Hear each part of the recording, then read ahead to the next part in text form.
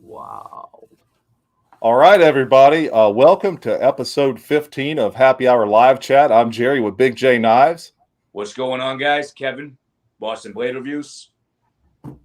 And our special guest. Thrifty Kaniffy. How you doing, boys?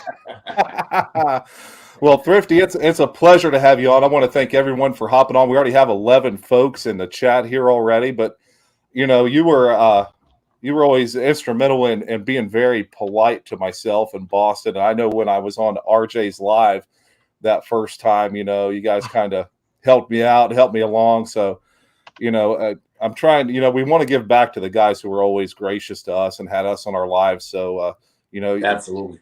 Yeah. And your wit, man, you're funnier than hell.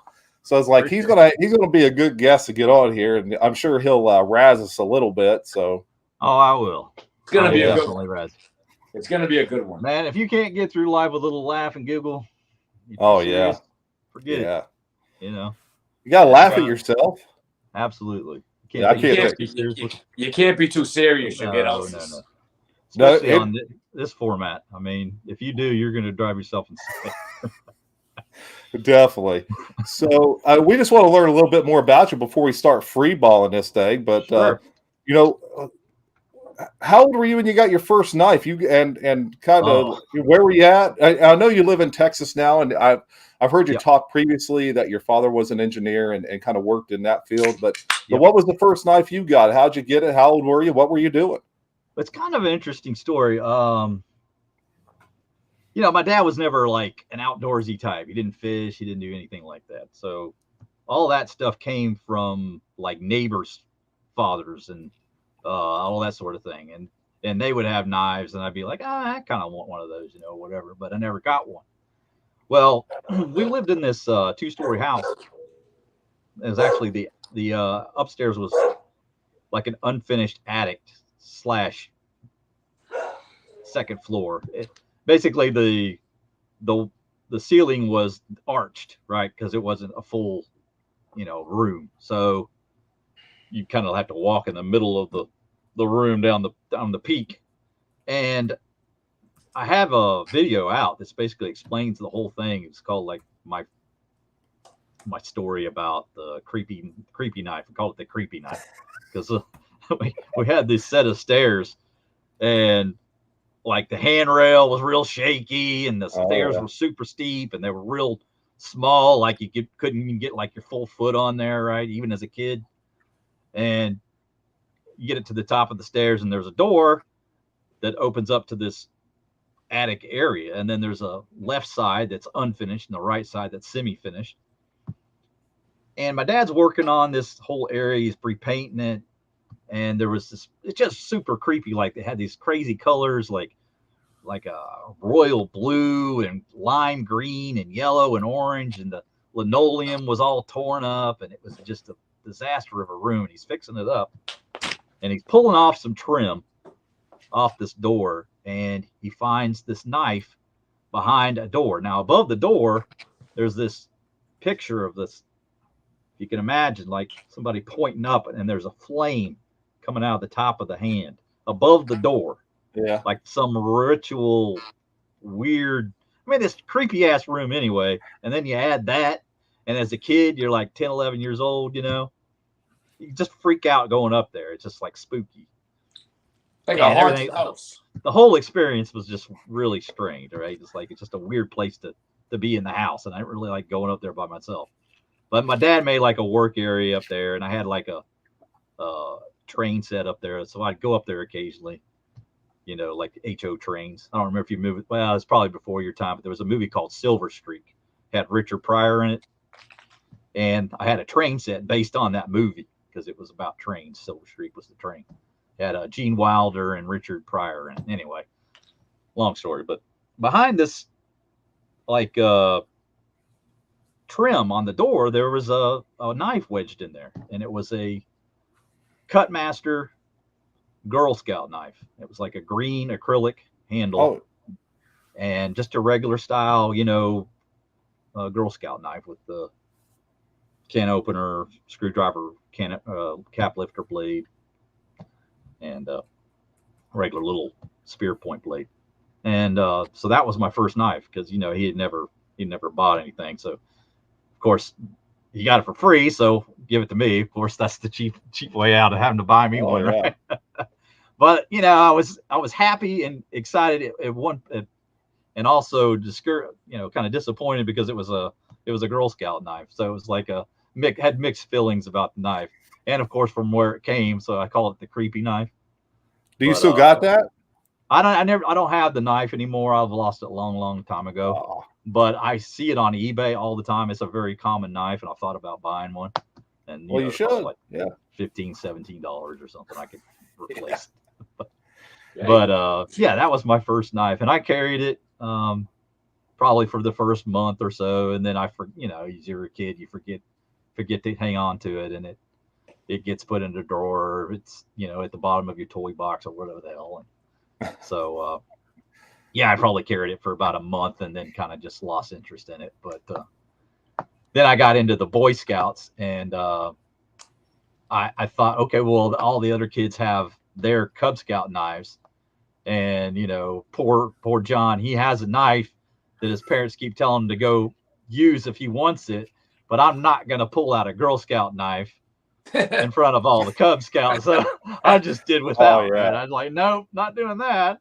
Yeah. So yeah, that's kind of the beginning of it. But then later on, I lived in Greenville, South Carolina. Let's tell you that.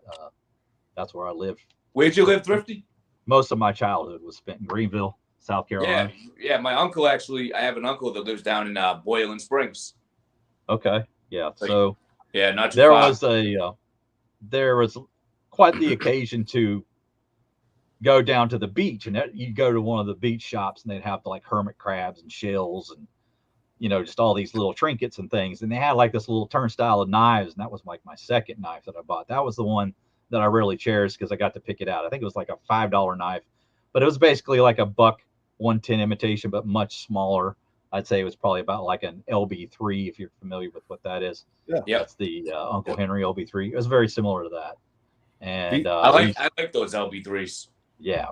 We used to play that game. I can't remember what it's called, where you throw the knife into the ground, you make people ride their feet. There's a name. Yeah. Somebody in the chat can probably tell me. I can't remember the name of it. But it's kind of like chicken. You would throw it down. Yeah, exactly. It was actually in Hacksaw Ridge, and he stuck in that dude's foot. Yeah, we were always concerned that might happen, but no, it never did. But yeah, I had a neighbor kid up the street. He had a similar knife, and we would play that. And yeah, so that was kind of my introduction to the knives. And I would say it was much later. I was probably 19, 20. That's kind of when I got back into knives a little more, started up the fishing, doing a little more hunting, going out doing outdoorsy stuff. And that's when, it became more of a tool for me than just a toy or something to have. Do you still have any of those old blades from back then?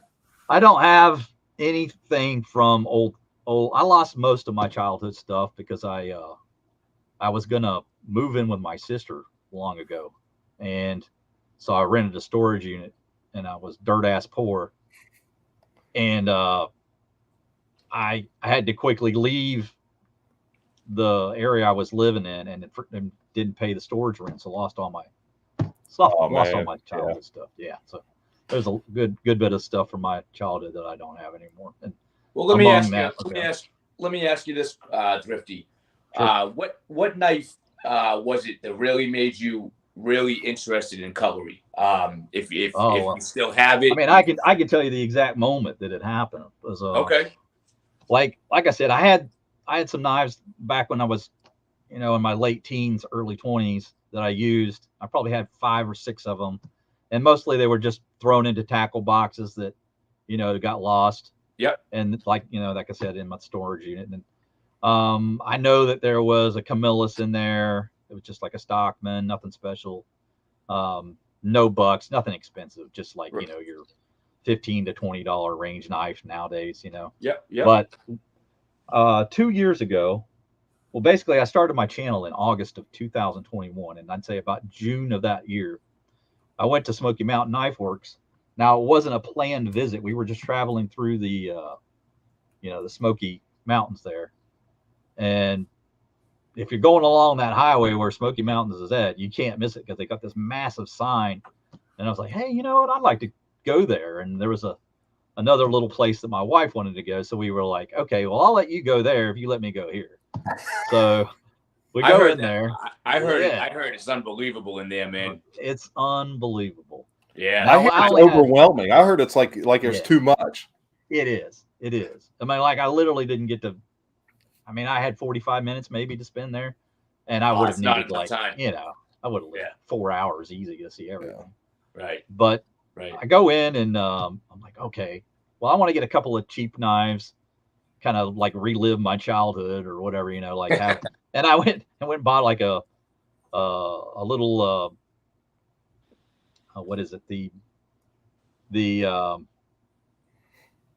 goodness, it's the Imperial. It was an Imperial Barlow, but there's a specific name I'm forgetting right now.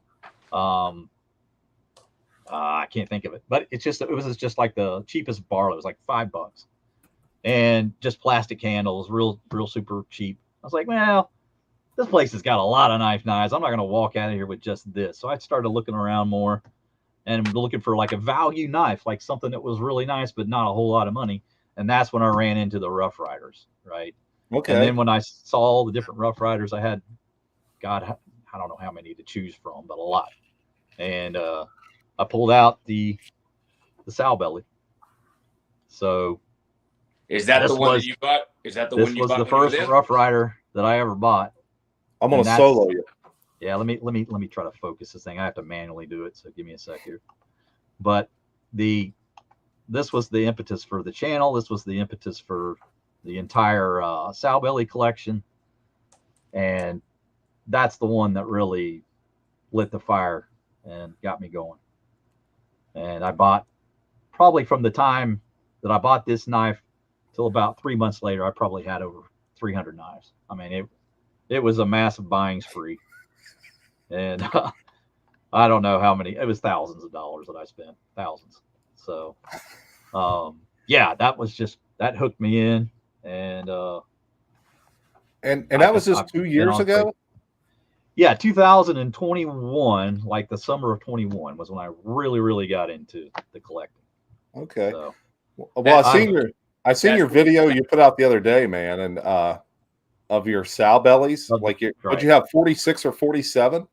There's 47 different ones that Rough Riders made in that particular pattern, the 3 3/4 inch with 3 blades. Yeah. Yeah, there's 47, and I have 46 of that. And like we mentioned at the beginning, the 986. Yeah. That's the one I'm missing. Well, I'm going to cut in here real quick and just talk about a giveaway we're going to do tonight. When we hit about 45 minutes, I picked up this I was getting my fishing license today, so I picked up this little Gerber USA. It's the US one, actually, is what it's called. 420 steel, little 5th pocket carry, little lock back. So I'll be giving this away at 45 minutes. And Boston has the... What do you got there, Boston? So we're going to be giving away the Pendleton Mini Hunter. It's a great knife, guys. And the reason why I'm giving this one away is because I recently just got two small EDC fixed blades. You guys know I got the Azula, but I just recently also got the new buck that we're going to talk about in a little while. Oh man! But yeah, guys, this one's going to be in the giveaway, and I was using this before I got the Azula. And it's a great small fixed blade, guys. Really nice. Has like a rubberized handle. You get a great grip on it. Just a really nice knife, guys. So some lucky winner will be getting that today. And I want to cut in here and thank everybody for hopping in the chat. We got Peterbilt Knife Guy, Gerbs, Alan Rice, LCAP. There's so many people. Randy WSG, a Body Beatdown. RJ was in here. I'm trying to go. We got Ray from North Star, Addicted to Blades too. Benjamin Baker. Yeah, Ben Baker. Yep. He's been putting out a lot of Kate stuff here lately. Brand New American. Yeah, so many. It's it's hard to go through all of it. And Brand New American, he won that giveaway last week, and I got his knives out to him. I'm going to wait till to ship these out. I got new stickers coming. They should be here Tuesday. So whoever wins tonight, I'll ship them out Tuesday. Actually, probably Wednesday because I got to ship some stuff to Boston. So yeah, we'll ship those out Wednesday. But I'll be shipping mine out Wednesday as well. This Pendleton, I'll be shipping out. This is the Cold Steel. Penalty. Yeah. I'll be shipping out Wednesday. Yeah. And so back to Thrifty. Do you think that right now, I know when I first started watching your channel and on RJ's live and stuff, and I make comments about some case knives and stuff like that, but do you see yourself just focusing mostly on a Rough Rider? Because I know you said one time you had like 250. Yeah, I'd say I had about 250. That the whole Rough Rider purchasing has slowed down significantly because I got so many of the ones that I want that now, there's just not as many that I'm seeking out. So As interested. Yeah, right. it's slowed down significantly in terms of the number I'm purchasing now. But Yep. yeah, anytime there's a new one come out, I'm pretty much all over it. But Let I want. Let me ask you a question about a Rough Rider. This Rough Rider here, this is this was gifted to me from Tyler Gibson, and this Rough Rider, the fit and finish on this, man. I've never had I don't know, but what do you think about this one here, man? This is a great one. I love it. Oh yeah. That's that's one I strongly recommend. Yeah. The huge fan of the Barlow as it is, Yeah, and me too. So that's definitely one that I encourage people to look at if they're interested in Barlows. Absolutely. Did your fit and finish on this come immaculate? I had no complaints with it. Zero. Right. Same here. Yeah. The fit and finish on this one, man, it came so good. It was just unbelievable. I got a Rough Rider before this. It was another type that didn't come too good, but this one here, I got it actually in George's case, man. I love it. Now the reserve knives are always going to be, better fit and finish overall. They're better quality. They're the reserve line for a reason. You get a regular Rough Rider, you're going to have some that aren't as good as others, but hit or miss. Yeah. Now I've got two Rough Riders, and both of them mean a lot to me because they were gifted to me from a couple of people that when I first started YouTube, these guys gifted me Rough Riders, and these two knives mean a lot to me. I just want to show them here really quick. I got this canoe here, and this is the one that Jersey Knife Guy had sent, and I think Boston has the same one, but the actual collar in this bone, like for them to put these out at the price point they do, I just don't understand how they're able. I mean, I'm not big into corporations and price points and stuff like that. I'm just a civil servant. But I mean, for what these go for, I cannot. And I comment that on your videos all the time. Like the price point is just crazy for what you can get these for. Yeah, it really is. I mean, they've got it down to, they've got the whole thing down where Chinese knives just didn't used to be what they are now, and that's why they got the reputation that they got. And of course, there's just people that don't like the government, so they're going to have a gripe against them no matter what kind of product they're putting out. Honestly, I mean, they're just going to turn their nose up to it, and that's fine. I accept that. I don't expect that to change anytime soon, and I don't want to turn the knife world into a political thing because that's what I'm trying to avoid by having a hobby. Right? I want to be free of that kind of thing. I just want to enjoy the hobby for what it is, and we can leave the politics to it's another or whatever. But it's not something I really want to get deep into. And I don't worry about that. I know other people are going to have to agree with you though that they're making great knives nowadays though. China, absolutely, yeah, man. Now you can go the way of they stole all the technology or whatever. They produce knives the way they do. And I don't even get into all of that. It's just it's not. They make better knives than they used to make. That's basically the end of it for me. That's what it comes down to. Yeah, so that's what it comes down to. When you have companies like Savivi, and those guys there, man. They're doing great stuff. Rosecraft. They're short on my Rosecrafts. They're crazy. When you get into the modern brands, you could make a list of 500 knives brands probably. It's just. Well, talking about brand Thrifty, right? Yeah. What's your favorite brand, right? This is actually a couple, but what's your favorite brand style of blades that you really focus on collecting? My brand loyalty is somewhat dependent on being able to show people affordable knives. So it limits me in some ways because if I'm going to be Thrifty Kaniffy, I have to buy, knives I feel like are affordable. So in some sense that limits me. I'm not going to be showing a bunch of GECs on the channel as much as I like them. I respect that. In terms of what my favorite brand is, yeah, it's kind of hard to answer that, just simply because while I like a lot of other brands, I don't have as much experience with them to know exactly like all the ins and outs of those particular brands. right. Like right. I'm still kind of filling out case knives. Like I don't even know necessarily what my favorite case pattern is, because I probably only got about 4 of them that I really, really like. Others that I bought that I'm like, they're okay. Right. But like for case knives, I would say they are probably my main interest right now, just simply because I'm trying to build up that collection. And that's the same page that I'm on. Yeah. Big J got me into case knives because over here it was mostly buck for me, as you know. I mean, that's no surprise.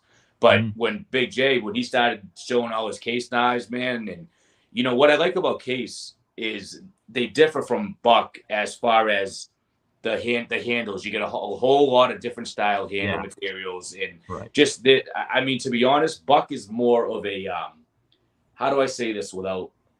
Buck is straight to the point. They have what they have as far as handle materials, but case really goes into like a more colorful. Do you know what I'm saying? With to me, like buck is more of a working man's knife, and they're just built to just beat the hell out of. What's that, buck? Buck? Yeah, the buck knives, and then they're gonna have some fancy stuff. Like I've got the custom here. Oh, you gotta show that. Let's see that knife. All right, we'll see the. I mean, we're off topic, but I got to see that. Alrighty, hold on just a second here. Holy crap!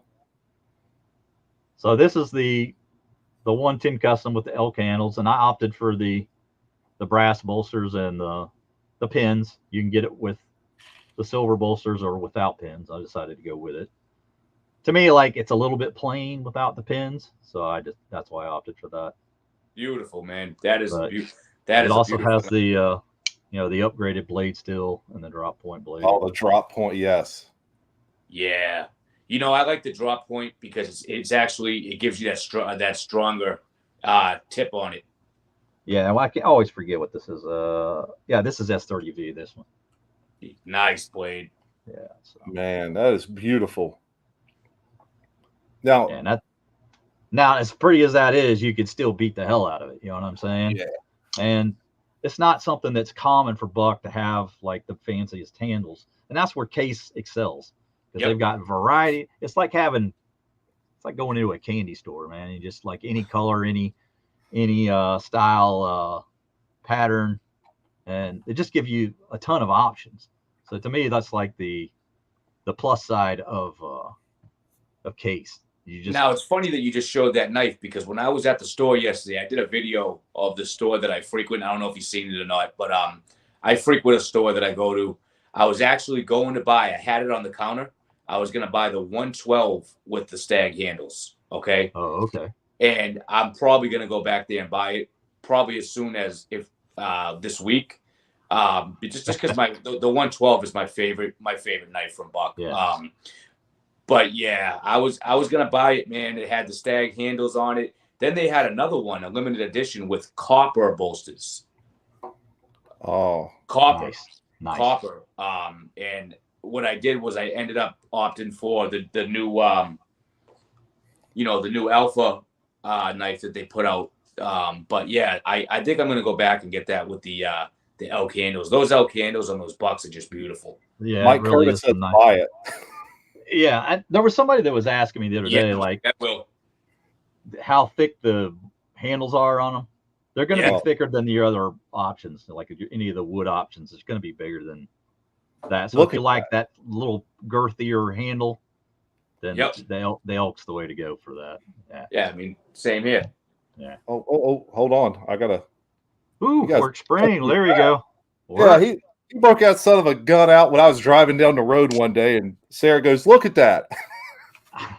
All right, so that one might be so fancy that you don't want to use. I'd have to say, man. So this one is never. This one will never. Don't use that one. Nah, this will never be used. That's That's the real stone there. This is elk, obviously, and then you have your pie polished. But this is actually part of a wolf. It's the Wolf series, and if you've seen the video I did yesterday, they have the 110 in this as well. But me being the 112 guy that I am, I obviously went with the 112. Right. I love look at the firework. Right. Now, that's not third party, right? That's just from Buck, correct? That's from Buck. Oh, yeah. That's all from Buck. Okay. All yeah, right. Buck did this. Yeah. So is that like something that that Danny fellow did, or is that somebody else doing that? I know what you mean. Like David Yellowhorse does a lot of them. And yeah, it'd be Yellow Horse design. Yeah, right? no. Buck put out a Wolf series, and yeah, that's it right there. That's straight from Buck. Okay. Yeah, but that's awesome. I just wanted to show you this. Honestly, I just wanted to show you the stag. Like yeah, that's special stuff, man.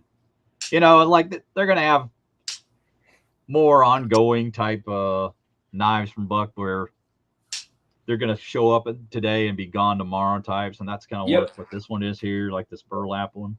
I don't know if you jumped. That's a Danny boy, right? Yeah, that's the Danny special, whatever series that he's doing. This thing, hold on just a second. This takes me forever to get. One thing I want to say about Buck too is Buck is really, they're really stepping up their modern game. I was watching a thing with a show with CJ Buck, and CJ Buck just talks about how he listens to his customers. I don't know if that's coming through there. A little dark. Hang on just a sec. Oh, you get the pattern on there, huh? Yeah. It's burlap.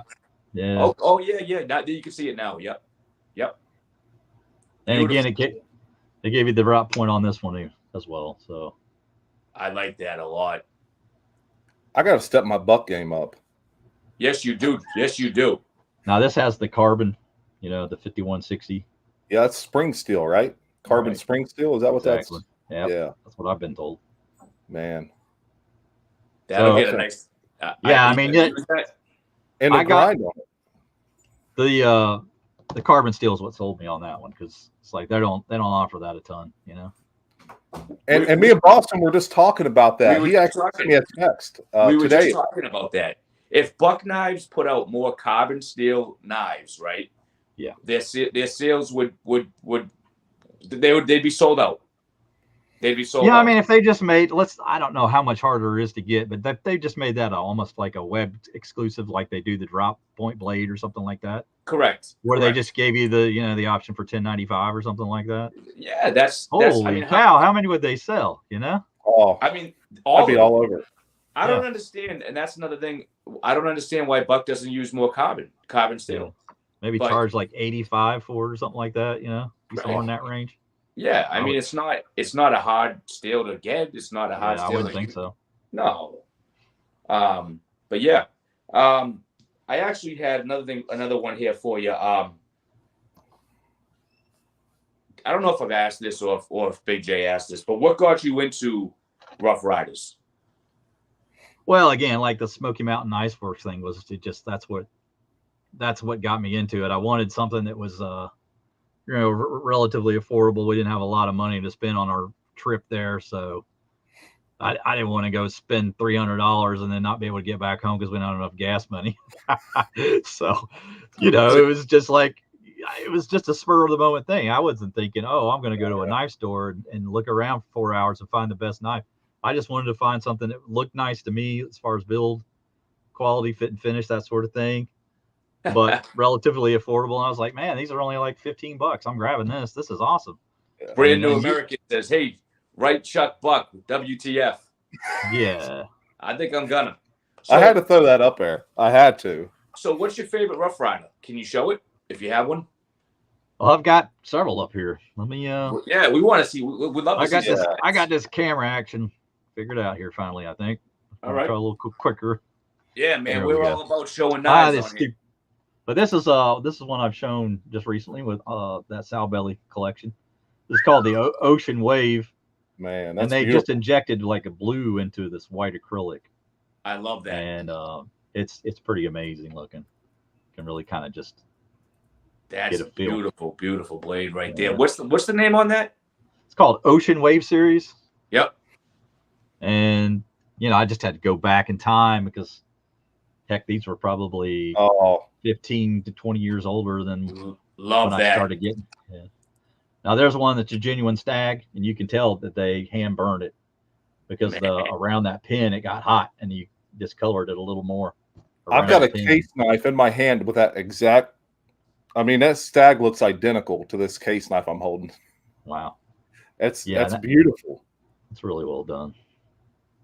And you just those are hard to find. I mean, like you can't just show up on eBay one day and pick one out. You gotta bide your time. And again, for the price, like what was the price of that stag one, if you don't mind saying? Well, on eBay secondary market, I probably paid $45, something like that. And still, that's $45. Take my money. Right. Now here's another one. This one was cool, not just because of this really cool jigging. It's like a corncob pattern. This is called from the Moonshiner series, but it had some accessories with it. Let me show you those. Comes in this little barrel, right? Oh yeah. And you got this little guy on there. You can see him leaning against a stump, and he's got the steel in the background there. It has a little lid on it. There it says, can you read that? It says Rough Rider Moonshiner. And then you pull the little top off, and you get this really cool little flask. Oh, nice. Nice. So that's just cool. Kind of and that guy's on there too. Yeah, in the crescent shield on there. That's cool. As well. That's cool, Thrifty. I like that. So it just goes really well with the knives. Nice little package. Amazing what Rough Rider's doing, huh? Yeah, I mean, that's just a really cool thing to do, Yeah. I think Rough Rider's doing great stuff. But a lot of this stuff's like pretty old, so they haven't done anything quite like that for a while. No, I know, but even the modern stuff, the stuff that they're making today, I mean, they're just doing some really nice stuff. And there's another. RJ said I saw that guy in West Virginia. Yes, I've been that guy actually. Yeah, laid down. Yeah, that West Virginia guy knows all about them moonshiners. Oh yeah. Now there's another was the gun stock pattern. You got the like the Winchester style rifle on their shield. And look at the jigging on that. The jigging on that looks just like the jigging you would see in like a high-end rifle or a shotgun. Exactly. The checkered on the stock. That's why they call it the gun stock. Yep. Yeah, that's beautiful. It's just phenomenal. And again, for the price point, man. Yeah. Now, again, some of these I got on the secondary market, so I paid more than retail would have been. But had I been collecting earlier on, I would have been able to get something like that for really affordable price. Well, and it's a little easier than buying a GEC on the secondary market. Oh, absolutely. GEC sells for $112, and you go on eBay the next day and they're $240, $250. Yeah. So that's great. I'm not going to say that the Rough Riders are the most collectible and that has the most demand of anything, but some of the ones that were, better made and are more desirable, they're definitely 2 and 3 times the original price. So, I mean, they're not worthless, but I'm not buying them for, value. I bought them because I got set on, okay, I'm going to get all of these suckers and I'm going to do whatever I have to do to get them. And that was that. You're like me with that 700 series Boston put me on. Between Boston and Knife Delights and Tom, I was like, I'm going to dig in. And they're only 5 knives. So, I mean, it can't be hard, but it was hard because people wouldn't send them to me. Right. I heard about that. I'd win the option for like $22, $23. And 10 days later, hey, can you please ship my knife? Sorry, I'm sick. Canceled. Yeah. It happened to given. Right. Guys, he didn't get what he wanted for it, so they canceled it. Yeah. I want to show the buck knife that I picked up yesterday, guys. This is new. This is new for 2023, man, and I'm just loving this thing. So I've been getting into a lot of the small fixed blades, and this is the new model number 662. This is the Alpha. What is it? Alpha. My God, it's so new to me. I'm trying to think of the name. Yeah. Alpha Sport. Alpha. Model number 662. As you can see here, the sheath proudly made in the USA. So everything down to the sheath is made in the USA. Yep. Really nice sheath on this. I'm really digging the sheath. Nice snap here. Now, I love the button on that too. It's the same That's as what the I. one on here. Same That's what I thing. want. That the anvil on there. That's an awesome button. Yeah. Oh, I was going to show. Yeah. Yeah. Yeah, I love man. those. It's really nice, but I just love the design of the small EDC fixed blades. Zin Ali is saying Alpha Pro Hunter. Alpha Pro Hunter. There you go. He knows all of them. Yeah. Yeah. It's nice to have those guys in the chat that know all that stuff. That's what it is. And it's using the Rich Light handle material there, which that Rich Light is really, really nice. You get a really nice grip on this Rich Light. Really well textured. Yeah. Yeah. Torque screws there. So I was listening to Buck, when you get blood in there or whatever from cleaning out game, you can take these right off and, clean off the blood and the guts, whatever it is. But yeah, S35V blade on it, a nice finger choil there. And you have jimping up top on both ends, so when you want to get up on the knife like that, you can get up on the knife like that. Just a really nice fits. This thing fits excellent in the hand. Would be, great for cleaning game, but they also have it labeled as just a general use. Yeah, absolutely. Yeah. Yeah, that's a very well-rounded knife. I mean, you could use that for many tasks. Yeah. Anything. Yeah, with that drop point blade. But yeah, man, I wanted to show that one off, man. That's awesome. I really, really like that one there. And Zin Ali said he just bought the big one at Blade today, at Blade Show. So, so did he? That's what he said. I put the comment up on the screen. I didn't want to miss it. And then Kirby Creek says that looks like a good EDC fixed blade. And Kirby, man, I love watching his videos out in the woods and stuff. I've said it before. If you guys don't watch Kirby Creek, you need to go there and watch his videos. Absolutely, man. He's got some of the best videos out there, really, honestly. Oh, yeah. Well edited. Yeah. Somebody said that once you go fixed blades, man, you really, and that's nice there. Yeah. Now this was one of my early fixed blade kind of trial type knives. Like I just wanted to kind of get a feel for how much I would like it. And this one's called the Mountain Lion. It's a 160 OT from Old Timer. Not as nice as a buck is going to be, but you got a full tang on there. Really beefy construction on that. There's like Delrin handles. It's all cut Delrin. And I like that trailing point blade on this particular one. So this is probably my favorite fixed blade from Old Timer anyway. It's a beautiful blade. It comes with pretty, just an average type sheath. Nothing special. But I was going to give you guys an exclusive today. Let's do it. Let's see it. Because I knew I was coming on the show, and I've been planning on buying a fixed blade buck for a long time. So I finally pulled the trigger on this guy. Oh yeah. Oh yeah. We're just getting introduced to the old fixed blades from Bucks. They're Boston, so man. Hopefully I don't get too addicted. Hey, I don't want to fall into the sow belly trap or anything like that. But once you go down that buck road, sometimes it's hard turning back. Yeah. One thing that kind of surprised me about the knife was just the girth of that handle. And man, you get a serious grip on that thing. You sure do. Insane, man. Yeah. Now, where did you? What site did you pick that up off of? I got that on Atlantic Knife. They have free shipping and no tax. Okay. So I was able to get that. Yeah, no tax on the purchase of that. So that kind of saved me a little bit. Is that your first fix? You said your first fixed? First fixed blade from Buck. Yeah, absolutely. Now I've got some others. I got some Mora knives, and I just got the one from you guys' as giveaway. I was going to show you that. Oh, the Sharp Guy ATX donated. Yeah. Big old box. That was a Pathfinder too, and it isn't like your run of the mill Mora. It's a little more. No, it's a little different. It's not the same shape as you'd expect. And it's like a higher end too, I believe. I mean, not high. I think it's. Yeah, it's not like their highest end. More. Yeah, but it's a little higher end than just their basic stuff. And you can see the blade.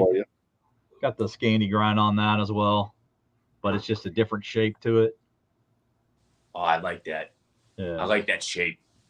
And it's carbon steel, but I'd have to look it up. I don't know what carbon steel that Mora uses. I always thought But they used 1095, but I'm not sure. somebody in the chat maybe knows. What's the length on that blade? Ray might know. Ray's familiar with the Mora. What's the length? Ray, help us out. Yeah. But you know what? One of the most surprising things about this was the comfort of the grip. It's like a rubber grip, right? Yeah. And it has some, like, you know, lines at the top where you get it's hard to see it. There you can kind of just make it out. There's some jimping there, like contoured into the mold of the handle, and that's kind of nice.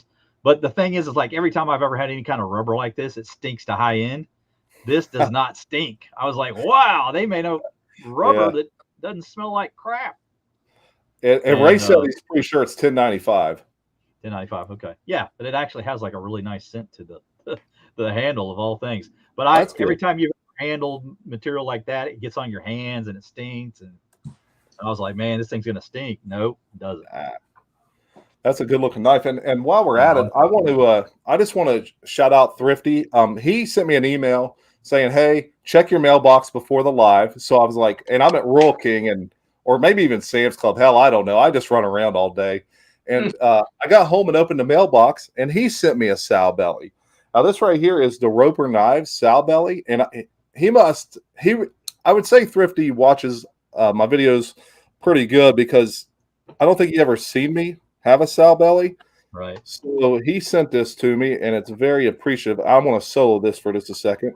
Man, and one thing I was showing Boston before you got on here was the actual coloration in the handles. Look at the it's hard to get it, but there's like white grain in there. Right. And it's just finished beautiful, man. It's just a great looking knife. So I want to thank you very much for that. Yeah, it's one of the few brands, you know, Roper, to give you like carbon steel blades for the price. Now they're not 1095, they're 1065, but yeah, like you can't find traditional knives with carbon blades for that price anywhere. I didn't even have a chance to open all the blades because I really wasn't sure why you sent it, and I wanted to ask you. So I didn't. I wasn't for a giveaway. That was just for you because I knew you didn't have one. Man, I appreciate it very much. So because I was telling Boss, he sent me this kick-ass knife, and I don't know why. So I just wanted to thank you for that, man. That was very appreciative. Well, you're welcome, man. That's a nice knife right there. BC Jervs asked, "Is that bullhorn?" I'm really. What do you know? It's just bone, black bone. Black bone. It's beautiful bone. Whatever it is, the bone is just dyed perfectly. I love it. Oh, talking about the handle material, we found out the handle material of that buck. So the buck that you guys probably been watching, but that buck knife that Big J sent me, the mini trapper, it's not buffalo horn. It's genuine ebony. It's genuine ebony. I took it to the guy yesterday down the shop that I did the video on, and he took one look at it, put it up to his glasses. He goes, genuine ebony. Yeah, and someone had told us that. I think Tristan Barnett actually told you that. Tristan Barnett told me that. I had about 4 or 5 other people on comments tell me that. So that's what it is. Yeah, I actually ordered 2 knives this week, and neither one of them came in. So I really have nothing new to show. So I broke out some old stuff, but I want to show, and I got to give thanks to this guy. I mean, this guy. He really welcomed me into the community as well. But I talk to Boston about him all the time. But Doom Crew Outdoors, we were sending some stuff back and forth, and he sent this Rough Rider to me. This is the Razor Trapper. So I don't know if you have one of these or not, Thrifty. Actually, bought one of those for RJ. Okay, but the action on it is heavy and just really has really superb action on it, and it doesn't have a spade blade, so it's thrifty friendly. Right. Well, that's why RJ got that one, not the one with the spade. So yeah, it's just a great knife, and it has great action, and he's just become a pretty good friend. You know, I didn't really know how to work Instagram, and he kind of helped me with that, and I'm trying to help Austin a little bit with it, but yeah. You know, but finish on them are really pretty good. I mean, for the price, it's insane. So yeah, this one's awesome. It's a staple. I keep it in the back of my toolbox on one of the stands that Randy WSG made for me and sent me. So he sent me this red stand, and this red knife sits in this red stand in the back of my toolbox. So Doom Crew's a real nice guy. I've actually Big J started introducing me to Doom Crew, and Doom Crew really just a nice guy. We've been going back and forth a little bit. I just started up that what do you call that? Instagram. Yeah. I don't do a lot of stuff like that, but I'm still just trying to figure it out. But we talked a little bit, and he's a great guy. Yeah, he works. He works like 7 days a week, man. He's working today. He sent me a message last night, and I responded to it at like, I don't know, probably 5:40 this morning. He goes, "Dude, you're up early for the weekend." I was like, "Dude, I just don't sleep in. I just get up and start moving. I just don't want to fall in a trap like I used to be, where I just swelled up to 400 freaking pounds and eating donuts in bed." Pop-Tarts. Yeah, I sit there eating Pop-Tarts in bed with chocolate milk. Got crumbs all over me. Sarah, come wipe me off. I'm done eating. All right. Thrifty, do you have a piece of paper and a pen or a pencil there? Oh, I need to write down a number for you? Yeah, man, if you wouldn't mind. All right, what's my range?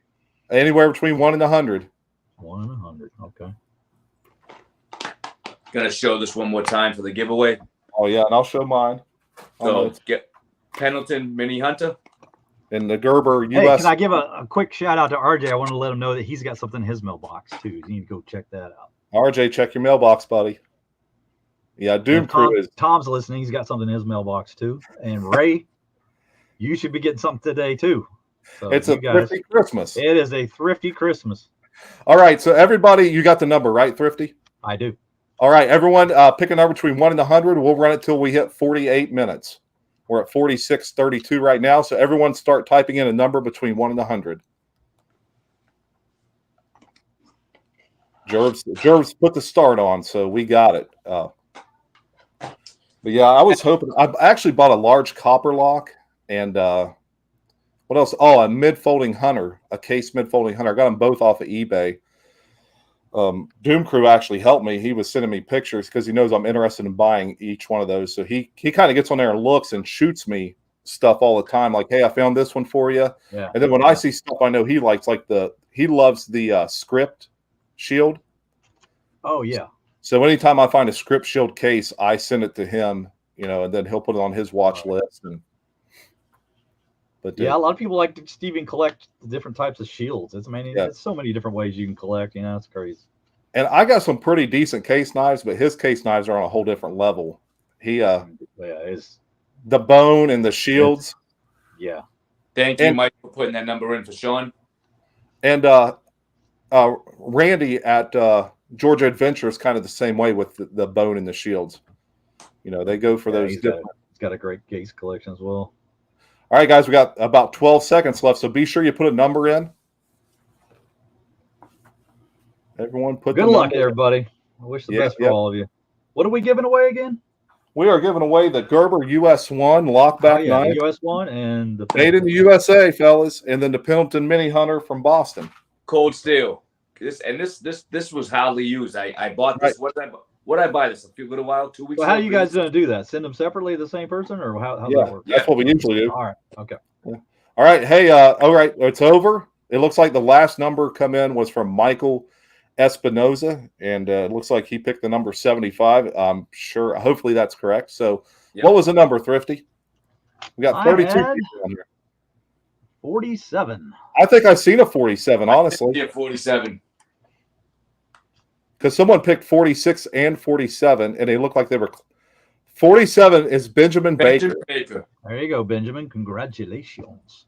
So Benjamin, I've been watching a little bit of his. He's a younger guy. He plays guitar. My boy plays guitar in a band, and I was like, "Hey, my son plays guitar." He's like, "Hey, you raised him right."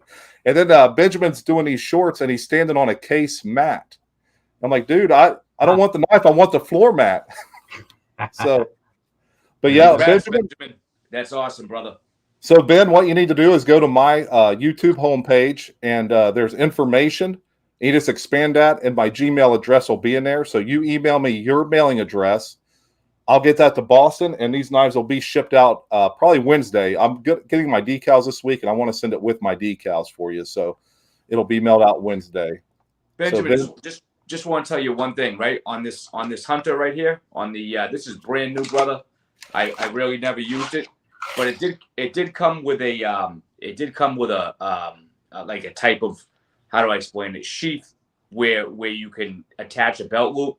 I got rid of that belt. I didn't know I was going to give this away, but I got rid of the belt loop type thing. It's not a big deal. You still have the Kydex sheath right here, man. So yeah, and you can make a belt loop out of paracord.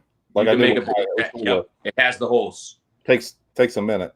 Yep. So yeah, Ben, just go to my homepage and expand that and shoot me your address. So now let's get back to Mr. Thrifty Kaniffy. I actually had some notes and I sent these to you, but we just kind of free ball it most of the time. But free ball it. Yeah, man. So I want to know, like, what? Now you say you've been collecting for 2 years, but I'm sure that there was a Grail that you were able to get. Yeah, well, I showed a couple of them there. Oh man, the L. Yeah. So I mean, that's pretty much. That's one I've been drooling over for a long time. Just being able to go to the custom shop and build your own, and yeah, it makes it nice. Yeah, but what about a favorite fixed blade? It's probably the Buck here. The one I just got here. Oh yeah, the 119. Yeah. Oh yeah, that's just I was trying to save up for the 124, to be honest. I thought I was going to get it, and just 185 is just too much to swing, man. There's like so many other knives that I would have had to give up to get that, but it's still on the bucket list. I haven't given up on it, but I think if you're talking about Grails, the 124 is definitely on the list. Okay. And we got a lot of other case knives still to get to that are a little bit of a Grail here and there. Yeah, I found myself like, I have some pretty decent fixed blades, but I'm like, I really don't need any more fixed blades than the ones I have, because my A2 Gunny, I beat the mortal daylights out, and I'm sending that to Last Chance Knives this week. He's going to send me a knife he made, so I'm going to send him my Bark River Gunny, and we're going to beat on each other's knives for a little bit, to see what happens. No, those Bark Rivers, they're pretty pricey, right? They're in the $200 range, right? Yeah, they're up there now. I quit buying them because they kind of price themselves out of the market for me. Okay. And you got all these guys who are just buying them to put on shelves. So they're like GECs. The market's just climbing and climbing from people who don't use GEC type thing. Yeah. From people who don't use them. They're just. So I'm just like, you know what? I got enough to do what I need to do. So. Who sells a lot of knives is us, you two. Yeah, that's true. I mean, we're the problem. I mean, we're part of the problem, honestly. We sell a lot of knives. We get on here, we show knives, and then people are like, "Hey, Mom, I want this knife." It just drives the market up. But oh well. So show us your favorite case knife you got there. I'm sure you got a case knife sitting there. Oh man, I'd have to pull it out here. All right, it's a sow belly. I should have known. And it's bone stag, right? 6.5. 6.5. It's Tony Bowes designed, and not only is it my favorite case knife, but I think Case does probably the best job of anybody with sow bellies in terms of their overall like blade shape, styling, pattern shape, all that. So they do a great job. It's pretty much the be all end all for me, because it's my favorite. It's my favorite pattern. It's my favorite handle material from Case, and it's probably my favorite company that makes a sow belly. So it kind of hits all the marks, Yeah, and I've seen a little bit of those on Shepherd Hills and stuff. And actually, the mid folding hunter I just bought is in bone stag, and I actually sent Boston a bone stag knife. I don't know if he has it there or not. Yes, you did. And I do have it right here. Just give me a second. But I sent him the bone stag Barlow. The one actually is the I've showed it on here before, and I think you commented on it, Thrifty. The all the I don't pattern. have it out, but I have that same 6.5 Vault series, 6.5 Vault Series 2019 Barlow. Yeah. Yeah. So it would take me a while to find it out of there, but yeah, that one I sent Boston still has the all the freaking factory burr on it. Oh, yeah. You go to clean the blade, and I should take it off there, but I'm like, hey, it's got the factory burr, so I want to leave it. Yeah, because it's original, right? When that's on there. And if you try to clean the blade, it just rips whatever rag you have. You can't use a paper towel because it just rips the paper towel. All right, let's see this thing. See what you got. I'm always real careful with anybody's knives that they send me. thing all wrapped up again. It's not my knife, you know, so I don't. Yeah. You gotta take care of other people's stuff. But let me get it out for you. I love it. Big J doesn't know this, but he ain't getting it back. Yes, that's it. That's the one. Absolutely love it, man. I mean, look at that thing. What a beautiful, beautiful knife. I mean, look at that. Yeah. Case makes a really, really nice Barlow. They really do. That's my favorite pattern too. Well, one of my favorite patterns, but yeah. And that one there has half stops. Yeah, it does. Yep. Half stops on this. Really tight. The fit and finish on this knife is immaculate. I mean, it's just immaculate. The whole knife as a whole, the fit and finish is just unbelievable. Yeah, they always seem to do a good job on the vault patterns. Yeah. Maybe they take a little more time and maybe put their top guys on the vault patterns or something. Yeah. Beautiful knife.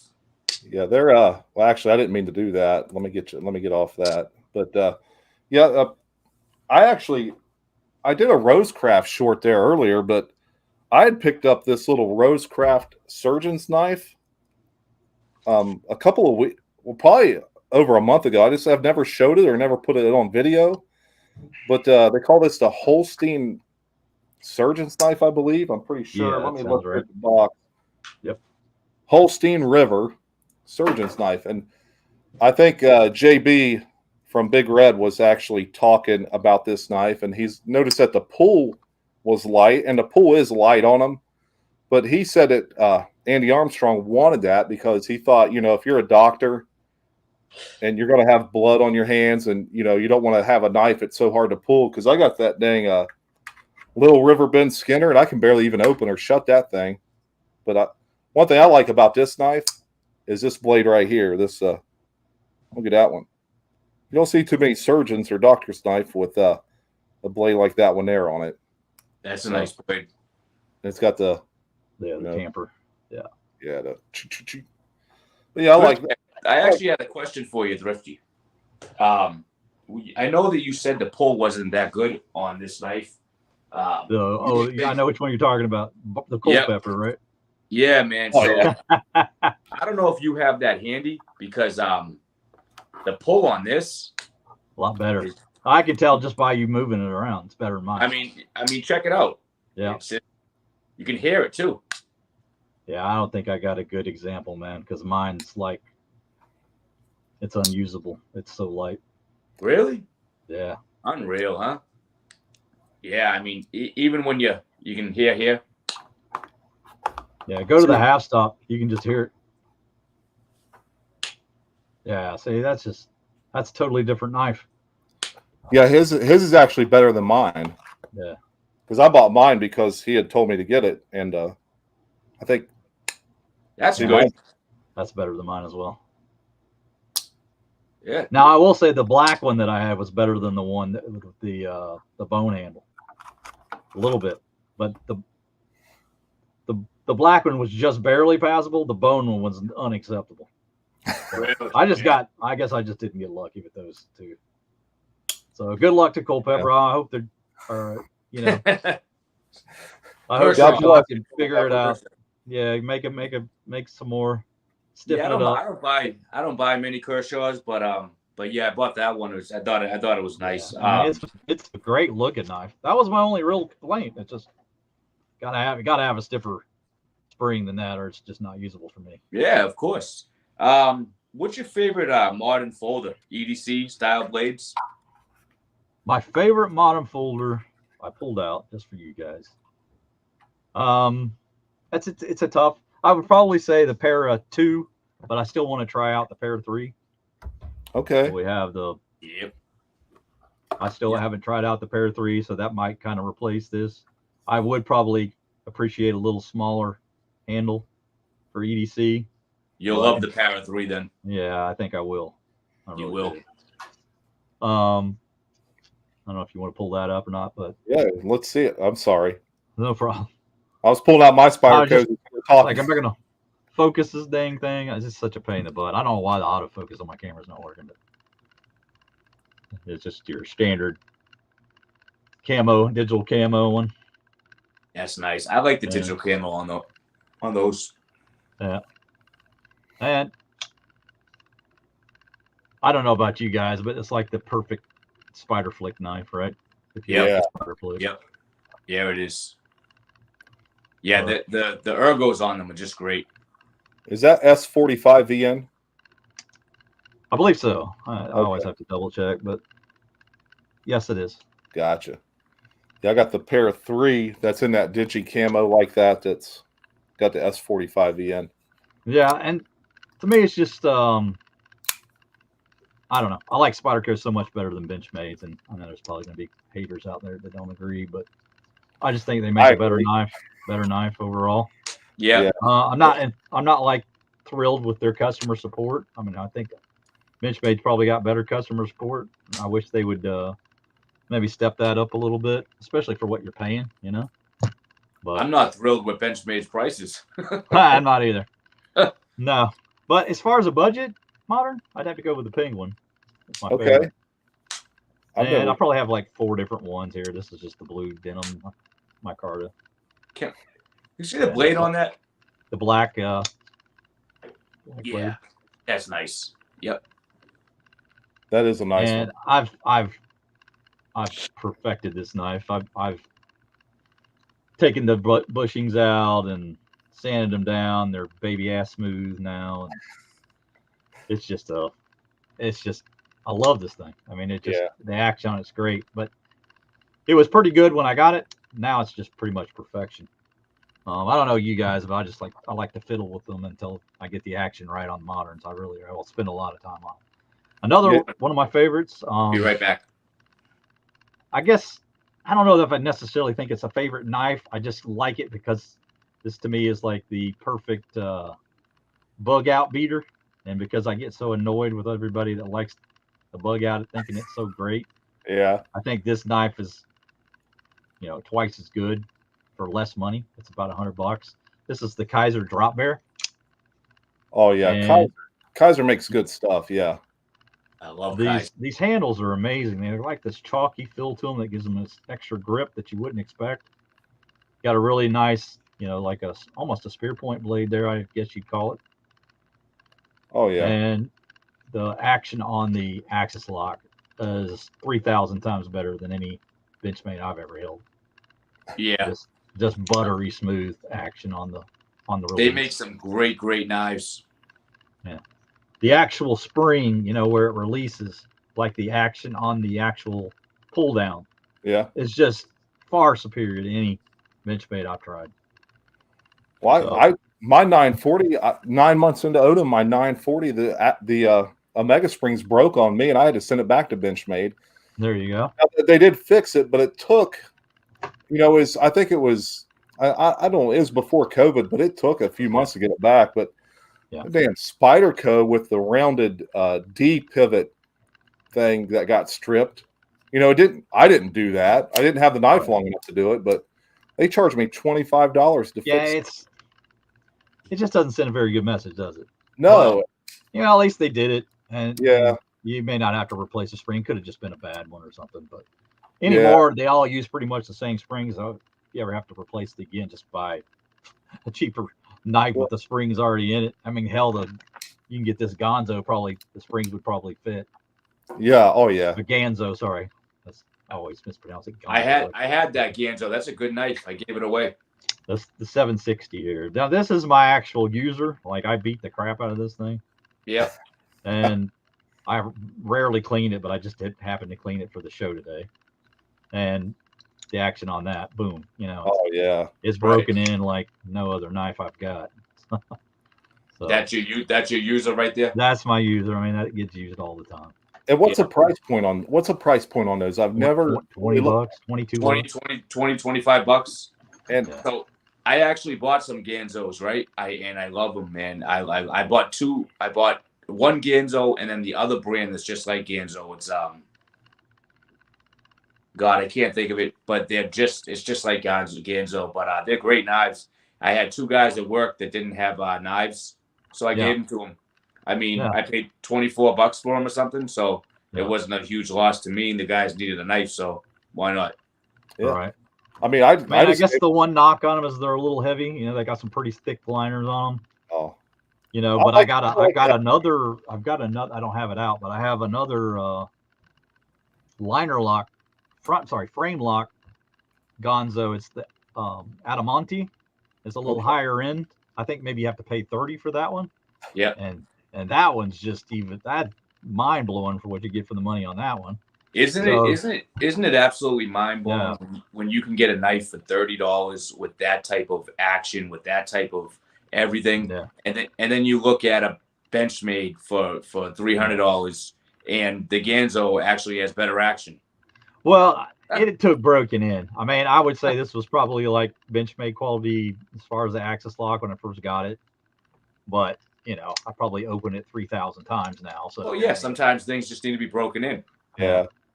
You're like, well, you know, our wives are like, can you stop that? But I'm just. I had a couple of I've gotten that before. Penguins that I probably annoyed the heck out of people with because. Oh yeah. Oh well, I'll be in my office at work, fidget piece. opening and closing knives, and I know people hear it, but I'm just like, I don't like. Bosses sent me that Cold Steel, the Airlight, I think it's called. Yeah. And I was opening that in my office, and I was like, I got to stop because I made it sound like a firecracker. I mean, it just bam, and I'm just like, I got to stop that. So someone's going to say something, and someone's going to come back here, and so I had to put it up. I don't care what anyone says. That's a great knife. Oh yeah, and the lock on it. Do that and let people hear it. Yeah, it's nice. It's I great. mean, even if you don't, even without flicking it, listen. Yeah, it's so strong. I mean, it's so strong you feel it in the handle, like the actual just clamor of it. What they call it, the tribal lock? Is that what it is? What's that? On the Cold Steels, do they call that the tribal lock? No, the triad lock. The triad lock. There you go. Yeah, the tribal lock's the case.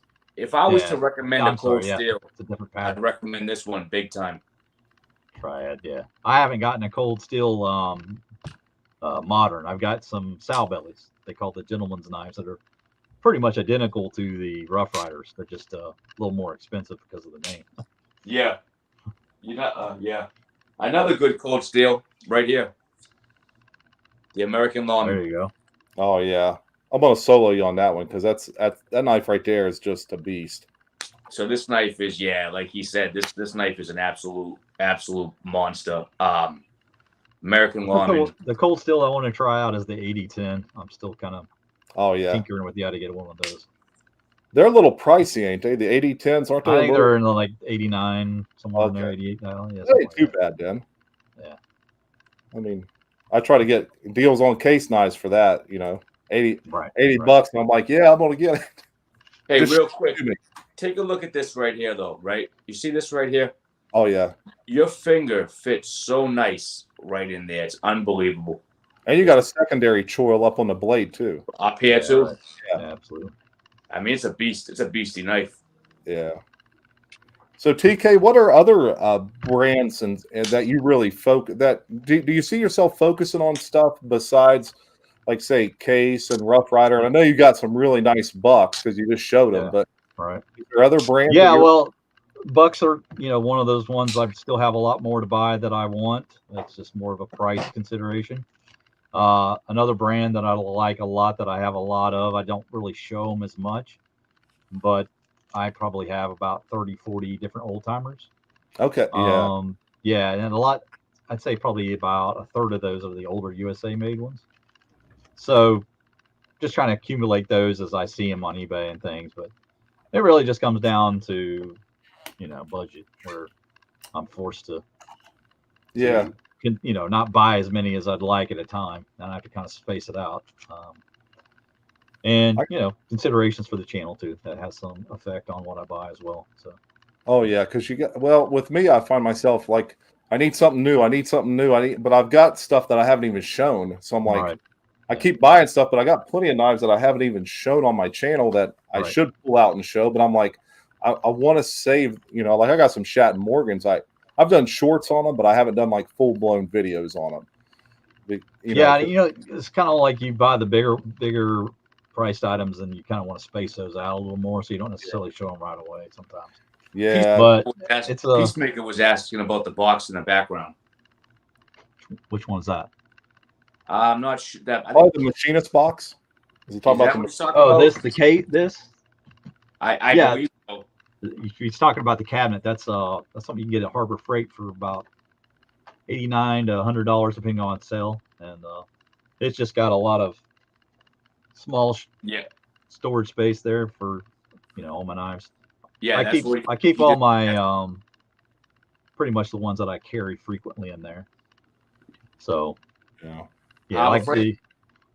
ahead. Yeah, Peacemaker says he sees it in your videos. He's actually commenting now. So I actually have two of them. That's the other one's across the room. The one that's in the video is like on the other side of the room. The opening scene of you pulling it out. So right. Yeah. Yeah. But another brand you asked about brands is Arthur Wright and Sons. That's another one I've kind of gotten into lately. Yeah. They've just recently been able to find a supplier for them in the United States. They're Sheffield made knife.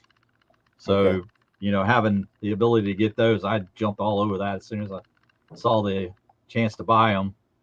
And I've been looking at those too. Yeah. Yeah. Here's a rosewood one. And it's got like the most beautiful clip point blade on it. This English style clip point blade. They just do them right. Wow. Yeah. Yeah, that's nice. That is very nice. Wow. And as with all these Arthur Wrights, you don't have to worry about the pole being soft. There are bear traps. Yeah. They are some serious bear traps. Oh yeah. Yeah. So. The English knives are like that because of the law over there, so they make great slip joints. Yeah.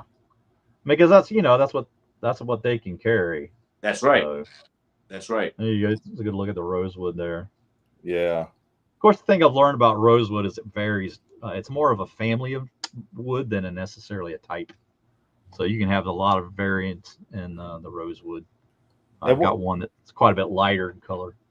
What are the price points on those Arthur Wrights? They're really affordable, honestly. From the guy I got them from, they were like $30 and then $5 to ship it. Really? So super affordable. eBay? No, actually, the site was all about pocket knives. Yeah. Heard of them. Yep. AAPK. Yep. Yeah. A couple other quite a bit. A couple other brands that I really like. Boker, obviously. Again, just more of a price thing where I get priced out because I really have to kind of watch my budget. But here's the one Pete sent me, Jersey Knife Guy. And this has been pretty much a constant carry ever since he gifted it to me. This is the Boker Gentleman's Knife. Yeah. A little lockback. This beautiful gray bone. Yeah. Beautiful. So that's another favorite. What does that say on the blade, Thrifty? Tree brand. Yep. And one thing I'm noticing is a lot of people are going to that single blade action now for like a single blade traditional. Like the Spot Busters, that knife you just showed right there. A lot of people are moving their EDC towards that stuff. So it's kind of great to see people getting back into that traditional. Yeah, Boston's got that dang copper lock there. Yeah, that's another pattern, Boston, that I really, really like. I mean, this thing is just that's the full size one, right? No. Oh, that the mini? That's the mini, but I love that's the mini. Okay. I'm gonna go for the full size one eventually, but I really like the mini. I just think it's a really nice size, and the it's just an excellent knife. Yeah, beautiful knife. So smooth, very smooth with the opening on it. Yeah, I got a large one coming. I actually sent a picture of it to Mike Curtis because he's got some of that same style in different, But I bought this little mini copper lock off. Give me just a sec. I'll be right back. All right. Okay. Yeah. But this one here come from old Lee out there at the flea market, and I probably got this a couple of days before you got yours, right? Yeah. I think I bought this one and showed it to you, and then you turned around and ordered yours within a day or two. But yeah, does yours have the really nice tang stamp? Oh yeah, the tang stamps on these are just phenomenal. Yeah, they're clean. Yeah, they're very clean. They got that single blade style tang stamp. Yeah, I'm gonna blow you up, see if we can actually see that real quick before Thrifty gets back. Yeah, it's got it's got the L in there, and it's just fancy. And this one here, I got carbon steel. Where I think yours is stainless, and they need to make more of these in a carbon steel. Yeah. I wish mine was carbon, but unfortunately it's stainless. But that's okay. Yeah, they don't make any bone in the copper lock in carbon, kind of like they do with the sod buster and stuff. And I don't understand why.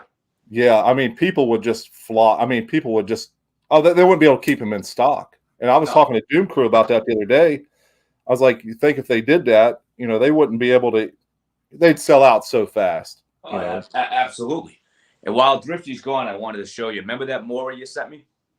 The 511 that you put the patina on. Look at the patina on that, boy. I think it blow you up here. And you've done that with you've done a video on that. I think you've done a video explaining. Yep, that's with the vinegar, the apple cider vinegar. Oh yeah, and you heat it up in the microwave for a few minutes, get it kind of bubbling. So right, I'm gonna bring Thrifty back in on us. Basically, just put it in a cup. Put apple cider vinegar in a cup. About that. 3 minutes. Dunk this in there and let it go for 5, 10 minutes, 15 minutes. Came out like that. So let me ask Thrifty. Everyone's on this teener train, the patina train. Yeah. Are you on that patina? Are you on the teener train? No, I never hopped on that one. So I just kind of like the natural, have it done naturally. Yeah. And we talked a little bit about it on RJ's, and there's kind of some cheats where you can make it do like a slow patina. That we were just talking about, Boston dipping his in the apple cider vinegar. Yeah, that's not what I call a slow patina. That's okay. Well, how are you gonna what were you talking about with the slow? Well, like there's I don't know if it's tannins in the leather or the tanning process of the leather, but it makes it acidic. Okay. And so if you put I don't know, let's just say for example, I've got this knife, and I open up it's a carbon steel blade, C70 or whatever, and you throw it in say a sheath or something like that. Yeah. You just keep it opened in, put it in there, and store it that way. It'll actually patina that a lot slower than like a forced patina, and it gives you a little more of a natural look to it. Yeah. I think. But it doesn't always turn out perfect.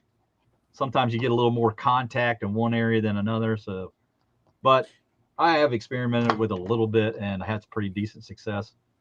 But and overall, it's just not worth my time, and I don't necessarily want to let my blades patina unless it's like a user, like one that I'll necessarily potentially get wet. But if it's not going to get used a lot, I don't want it to necessarily get forced. It's all personal preference. Yeah. Yeah, if you're not using it, you're going to not pay attention to it, and the next thing you know, it's going to get some red rust and some high rust on it. I try to maintain them with just some oil and stuff. So yeah, but some of them you can't really help but get patina. You can just stare at it, watch the damn thing start to turn, sort of a charcoal gray or whatever. Oh, but it just depends on the metal, But I got that dang sod buster that Pete sent us, and I got that. I just peel an apple with it every day, and that's all it takes. That's all it really takes. And then Doom Crew, he's got those knives of his all teenered up. So I'm just like, and I bought that Smoky Mountain, that Smoky Valley Sunset Stockman. And I use that all the time. I actually use it at work all the time. And it's got some patina on it. And it didn't take long of me using this before it just kind of went crazy. Oh, that's really nice looking though. Yeah. Because you can tell it just like I got spots here. Just in the areas where the blade, is sharp, and then like the top of the spine there. I mean, that's a natural patina. You're not going to get any better than that. Yeah, it's just from using it and kind of running around with it. But I also wanted to ask you, you say you started YouTube 2 years ago? Yeah, in August of 21. Okay. When did you hook up with RJ and that wild bunch? Okay, so that's kind of an interesting story. So what happened was there was a guy, Stuart Gross. He was interviewed by RJ a while back. I don't know if you saw that video, but he's in the community. He's just a recent, he like frequently comments and stuff. And he said, "Hey, there's a guy that has a very common interest in the traditional knives. I think you would want to be introduced to him because he has a list of people that he puts in his description where all these new channels are, and then you get some recognition or whatever." And so I was like, "Yeah, sure." And then I went over and watched a couple of RJ's channels, and he had his email address there, and one thing led to another, and he had me on his list there in the descriptions, and we got, we would just frequently comment on each other's videos, and then one thing led to another, and Tom came along, and that was like third person that we have both had as a common acquaintance, and now we're all friends, and it just kind of snowballed into a really fun experience. And now he's got his weekly live, so we'll all participate in that. And yeah, you and RJ and the crew you guys do a really great job. Yeah, very welcoming too. I mean, I was being on Big Red's kind of put me at ease, but you guys really put me at ease coming in there and just treat me great right from the get-go. And I'll always be. I remember I gave you a hard time right from the beginning just to break the ice, man. Yeah. But I mean, I'm used to that. I mean, I grew up playing football, so I talk about breaking the ice. Right. But I also want to what's up with this guy? Oh yeah. What's up with this guy? What's up with this show you guys got? The Slippy and Thrifty show? That guy's something else. I hope he's still in here. He may have fallen asleep. It's getting late over there. That's what he told me. He sent me a DM saying it's like 11 o'clock when you guys start. I'm like, well, thank you for the support, brother. It's 12:21 there right now. So but Matt was a constant commenter he's still here. It's a great time. But he was a constant commenter on all my videos, and it was actually, I think, in one of your earlier lives that we were just joking in the channel, and it's like, you know what, we both have a very similar sense of humor. I'm gonna see if this guy doesn't want to, be on some sort of creation, be involved in a collaboration of some sort. I was like, that's the guy I want, because he has that same sense of humor and same sort of he gives it to Patty. He gives it right to Patty. Yeah, doesn't mind giving it to you, kick you in the nuts. You guys have really good chemistry. So yeah, I just like, this is perfect. And when he agreed, we just went from there. But yeah, it's fun now that he's on. I don't know if RJ can answer to this, but pretty much regularly on there now. Oh yeah, you guys are like a staple. That's what I call a staple. And I sit here on my knife. I kind of have it up on the big screen over here, but I'm trying to do 20 things at once because I got to shoot a video, edit the video, clean a knife, and so I try to get in there and comment as much as I can. But you guys, when you guys did that video on Patty, yeah, that was a perfect start. I mean, just the perfect timing for the beginning of the series. I think some of the videos we've done have been more serious since then. But if there's something like that, you can bet your butt that we'll be going back to that more of a humorous style there. But you guys, we just finished one up today, so he's got a couple more that I'm gonna be having him upload sometime. I think probably by Thursday. Okay. And you guys are just funny together, man. You guys, we just funny together. I mean, we just hit it off, man. Chemistry. It was just a perfect scenario, Yeah, RJ said yes. Slippy is a regular, so okay, all right. I guess he's been ordained now, so yeah. And we got Richter in here. We were just talking about Peenertown Richter, so you missed all that, Jazz. Oh, Richter, yeah, he's in here. Yeah, and I actually got a slip coming from him. I bought one of his slips. He actually sent me a picture of it the other day. It looks good, so I can't wait to get that in my hand. Right. I'm gonna be getting one from Richter as well. Richter has some nice stuff. Yep. So, what other? You got any other fixed blades sitting there besides the Bucks or the? Don't have just a ton, pulled out, but I think the majority of my other ones are now the Uncle Henry. Okay. And there's a couple that are all right, but just not like enamored with them. I said that Mountain Lion was probably my favorite of the, the Schrade made or former Schrade. whatever you want to call them now, American Outdoor Brands. That blade is that thing is a monster. Yeah, it's just wicked looking, man. It is. Do you happen to have this? Do you happen to have this, Uncle Henry here? What model is that? Can you tell me? This is the 153. 153. Yeah, is that the Golden Spike? Yeah, I think I do. Yeah, I have that. Yes. Yeah. Can I just say that this is a great knife? Yeah, it's a very similar blade, the one I just showed you.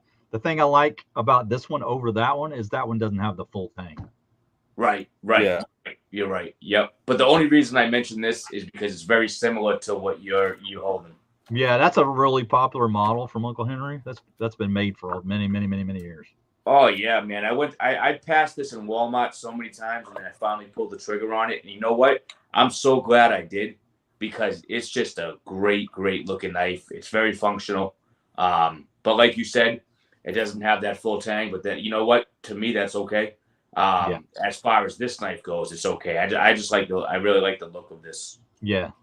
And the sheath, man, the sheaths on them are great. Yeah, not too bad. Yeah, I got this one. I got this from Jersey Knife Guy. I have that one too. I have that one too. This is the something 34 110034, but it has the full tang. Yep, absolutely. And I'll cherish this because I got it from him. Because he was one of the first guys I really started communicating with on here. And then I won his raffle, and then I was like, I need to mix my content up a little bit because I was doing a lot of sharpening stuff, and people were. People don't want to watch that crap. I mean, some do, but only if you like grinding on a blade. If you're new at it or something and just really need some straight up pointers on how to do it. But, I try to edit it, but sometimes it just doesn't. I did put up the one I did of sharpening Boston's blade, and it didn't get as many hits as I thought it was going to. And but here's a sheath that come with that Uncle Henry that Pete. It's gifted me. Almost identical. I think they make great. I think they really do good sheaths, to be honest. I mean, for what you're paying. Yeah. For what you're paying. Yeah. You got to put everything into context. Yeah. It could be a nylon sheath, for what you're paying. Oh, you want another fixed blade? Yeah. Here you right. Go. Exactly. Yeah, I put a nice little edge on this one. Oh, that's that one you won last weekend, right? Yeah. And that's a nice little knife. It wouldn't cut paper, before I got. But now it's pretty nice. And where'd you get that one, Thrifty? He won it last weekend. That was the ATX. Oh, Sharp Guy ATX donated that. Yeah. We're cutting paper now. Oh yeah. Nice. I do a lot of them cutting paper videos. I do a lot of shorts of that, but I got a little Burton Trout. This is like a 1945 model Queen. Oh yeah, there you go. And someone RJ would love that. Show that. Well, someone put some whitetail stag on it. A little custom job on it. Huh? Yeah, they did it, and I would love to. Maybe Tristan Barnett or someone like that could put some elk on here for me and make it look really good. But the blade, I cleaned the blade up. It's in pretty good condition. It does need an edge too, but for something this old, from it has that sideways big Q on it. Yeah, but Tristan would be able to put a nice stag on that for you. Yeah, but the sheath, it's got this little sheath. It got the Q on it, but it's got this other design which I don't think came with it. So I don't know. Something similar to that, Big J. Yeah. I love that stack leather like that. Now, what is that you have there? What is that? This is the Case Mini Fin. Okay, yes. So we got like a Scandi style ground on that as well. Oh yeah, that's beautiful. Some beautiful jimping here at the top. That stack leather handle on that. That stacked leather is absolutely beautiful, Thrifty. Absolutely. Is that micarta spaces? I think they're phenolic. Okay. That thing is clean. I'm talking about the red. Is the red? The red. I'm not sure exactly. That's synthetic, I imagine. Okay, beautiful knife. But the mirror finish on this blade is insane, man. I can see it. Yeah, I don't think I have a shinier knife. This thing, literally mirror finish. Are you using case paste? No, that's stock right out of the box, man. I haven't touched it. Tom from Knife Delights. Yeah, Tom from Knife Delights using case paste on his buck knife. Right here. Doom Crew put me on this Mother's just wheel polish stuff. I just use it. $6 at Royal King. Yeah. I take it. What I do is I take a blade in the morning to work and I shine it up before I do my shorts at lunch. So that's kind of what I do. Shorts. I was about to say, what are you polishing your shorts for? Yeah. I'm like a pick-pop All-American putting them things up. Try to get them subs. Yeah. Hey, but guys, we are at 1 hour and we're at the 90-minute mark. I want to give a big shout out to TK for coming on here and kind of want to let him, you got anything you want to plug or talk about, Thrifty, before we get off here? Yeah, I do actually. I don't know if you have a moderator or not, but there's a link I'd like you guys to provide. If Matt can throw up like the generic link, but we have a Discord channel. And we've been having a lot of fun over the Discord channel where we just, at any given time, you might just send messages back and forth, show images of just things that you picked up, kind of behind the scenes stuff. And we also have another section, which you guys would be interested in, called the Creators Corner. So it's kind of a gathering of the creators. So if we have questions or if we have concerns or how we might manage the channel or something like that, that's more just for creators. Okay, I just threw him a wrench, so I think he could do it. So I tried. There you go. He's got the mod now. So yeah, he can provide those links for you guys. But it's been a blast. Randy WSG and I just today we were going back and forth, talking about different stuff, and I was teasing him about him being a serial killer. I mean, just everything. It's just anything and everything. There's just funny stuff. And if you guys are interested in just kind of having the opportunity to read or text anybody at any given time, it's like that's the way to go, because then you can get definitely check that out. Right. Yeah, Slippy just put something up, so he's got that Discord in there.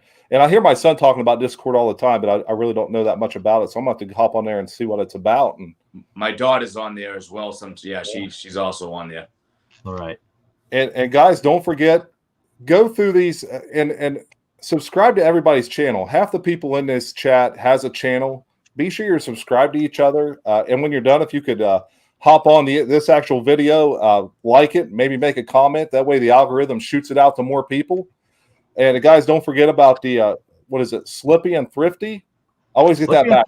Slippy and Thrifty Show. I gave him props, so he gets the first name. Slippy and Thrifty Show is alphabetical. You can remember it that way too. Okay. But yeah, we just put out like pre-recorded videos that we think are like topics that everybody want to listen to, and so forth. But Thrifty, I want to plug is tomorrow's live for RJ. Yes. That's at 10:30 Pacific time, or 10:30 Pacific time, 12:30 Central.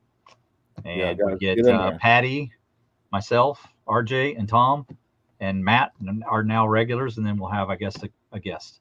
So you guys are going to run out of room. RJ's going to start paying for. I know, right? He's going to start paying StreamYard. You guys are going to have 95 squares going on. Yeah. It's going to be like Celebrity Squares on the old days. I'm telling you. Yeah, he may have to get some contributions to pay for the full StreamYard experience there, where he gets more people on. But it's pretty nuts with 6 on there. I don't know if going to 7, 8, 9 is going to be a good idea. Yeah. Thrifty, in closing, I just want to thank you very much for coming on. Really, me and Big J, we were talking about this all week, and we were very, very excited for having you on. And you got you have great stuff going on. I mean, when you're on, your RJ's Live, and now that you have that new one going on with Slip, and it's just great stuff. Really is. You're doing a great job, and we just want to thank you. I mean, we're going to be closing it up here, but we want to thank you very much for coming on. It was a pleasure having you on here. Well, I appreciate what you guys are doing. I think it's good that you guys picked this time slot. I think it's really convenient for a lot of people, and I know I try to catch it anytime I can, kind of contribute in the chat when I can, and you guys have had some great guests up to this point, so I think you guys are doing a great job. And, appreciate the best in the future. Hey, thanks to everybody in the chat. Join us next week, same time. All right, guys. All right, Have a good take evening. care, guys. Take care, guys.